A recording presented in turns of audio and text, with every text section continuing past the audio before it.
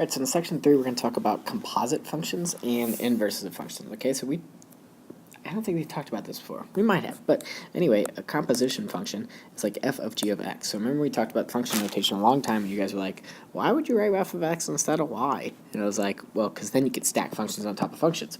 Bam, that's it. I told you it's true. Alright, so basically what you do for that is you plug in g of x for all the x's in the f of x function. So for example, if f of x equals, I don't know, 2x plus 1 and g of x equals x squared, okay, f of g of x just means that instead of having x for here, you're going to have g of x for here. So that's going to be equals 2 times g of x plus 1. Right? Well, we know what g of x is. It's x squared. So this is just going to be 2x squared plus 1. That's what it is, right? And it's useful, I promise. And I'll show you how. There's some examples to help us out with that, okay? Now the identity function, you don't have to really memorize this. I'm just going to use this later, so I want to make sure I point out what the term is, define my terms before I use them. Right, the identity function is just I of x equals x. Okay, so it's not super helpful. It's just a way of us finding out inverses. Okay, so you're going to need that for that. Right, so the inverse functions are any two functions with f of g of x and g of f of x are both the identity function x. Okay, that's the proof, I guess, the theorem behind inverses.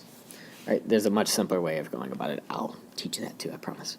Okay, so that notation for inverse functions is f to the negative 1 of x. Right, you read it as f inverse of x, or the inverse of f of x. Right, it is the inverse. Right, it's not f to the negative 1 power. It's not this, not 1 over f of x. That's not true. Made up. Okay? Right? It's just notation. Okay? The graphs, f of negative 1 of x, or the f inverse, and f of x are a reflection of each other over the line y equals x. Okay, so if we're on the coordinate plane, we know that y equals x looks like this. Right? So, if I was going to draw f of x to look like, I don't know, let's say, how should I draw that? Let's go. Ooh. Okay.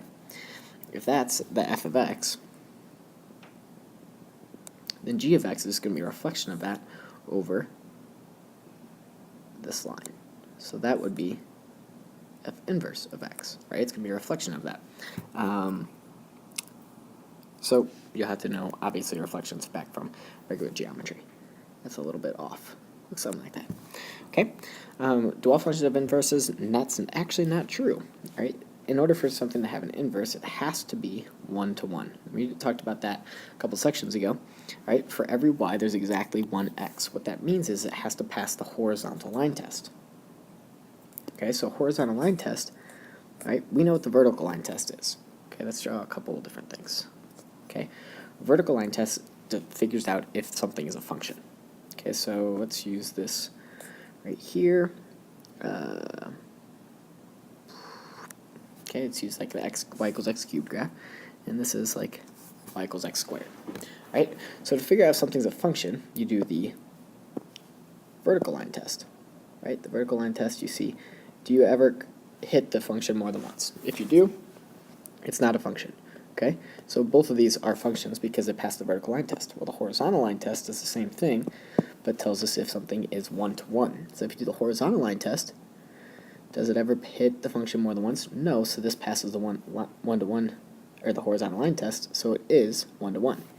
This one, however, right, we're good right there, but all of these you hit twice. 1, 2. Hit twice. Bam. So not 1-to-1. That one's not 1-to-1. That's how that works. Okay, and lastly, how to find an inverse function. If I tell you that it has an inverse and want you to solve for, give me the inverse, you just flip the x and the y and solve for y. Okay, so I'll show you how that works in some examples. First, we're going to do some stacking of functions, some composites. Okay, so I define f of x and g of x, and I want you to give me f of g of 3. Okay, so if that's the case, then what I'm going to do is there's a couple of different ways to do this. You could break it down. Right? One way to do this is break down. Find g of 3 first. g of 3 means you just plug in 3 for all the x's in that function, 7 times 3 plus 5, which is 26. Okay, so I know that I'm plugging in, this is the same as f of 26, right, because g of 3 is 26. So I need to plug in 26 for my answer. 2 times 26 in the f function, right? Plug in 26 for the x. So I've got 52, root 52, which breaks down to make 2 root 13. Okay? Another way to do this is just to use the actual function. Right? Rather than finding f of 3, I could just rewrite this as g, we're using the g function, but for x I'm plugging in f of 3. Well, f of 3 I know is root 2 times 3. Okay, plus 5. Alright, so 7 times root 6 plus 5. Okay, both methods work just fine. Right, you could use the first one or the second one to solve that. Now number 3, we're just going to find the general function, f of g of x. So for all, we're going to use the f function, and for all the x's, I'm plugging in g of x, 7x plus 5. Okay, so we can distribute our 2, and we'll get square root of 14x plus 10. So this is a brand new function that we just created by stacking two functions that we knew on top of each other. Alright, g of f of x, same idea, using the g of x function, but for the x I'm plugging in f of x, which is root 2x. So you can't really do much to simplify here. It's just 7 root 2x plus 5. Once again, brand new function, also different from the f of g of x function. Okay, so we took two functions and we created 4 total functions out of them.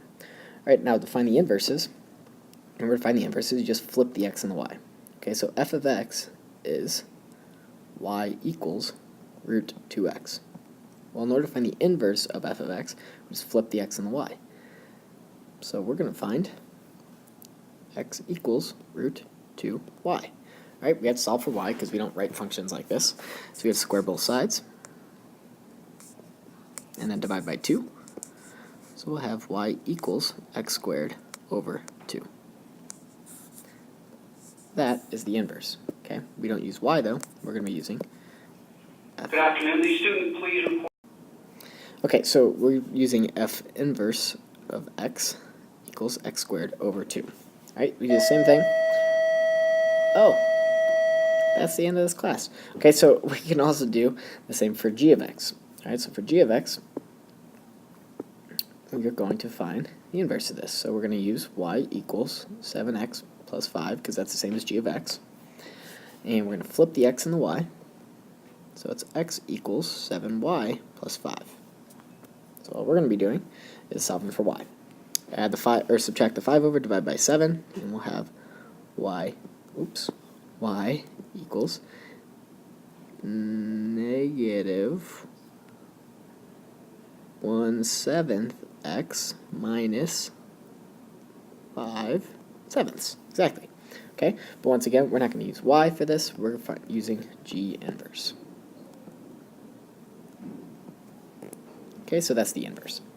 Now, another way to show that something's inverse is to do f of g of x and g of f of x and make sure they both come out to x. So if I give these two functions, I want you to show me if they're inverses. I'm going to do f of g of x. Alright, that's all for that. So we've got the f of x function, but for x, I'm plugging in 3x plus 3 because that's what g of x is. And I'm going to solve this. So we have, distribute that 3, or that 1/3, and we'll have x plus 1 minus 1. Those cancel out. We have x. Great, that's good. We got to make sure it works for the g of f of x also, though. So start with g of x, but for x, I'm plugging in f of x, which is 1/3 x minus 1 plus 3.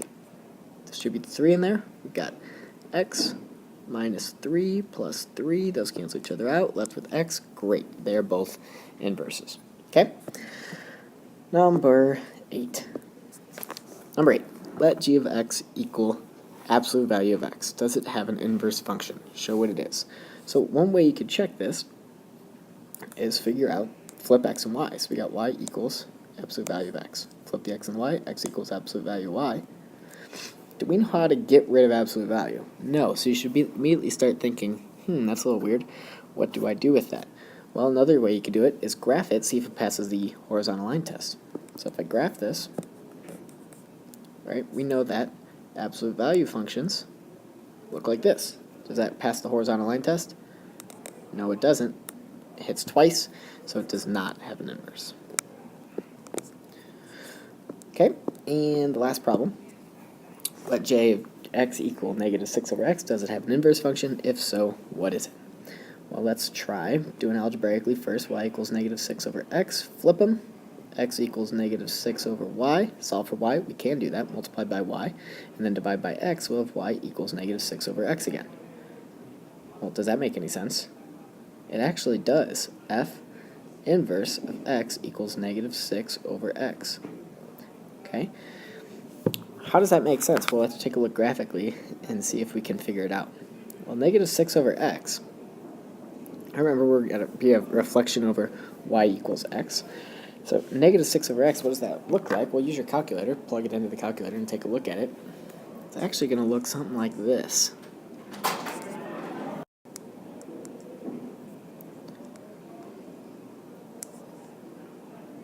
Okay, so since it looks like that,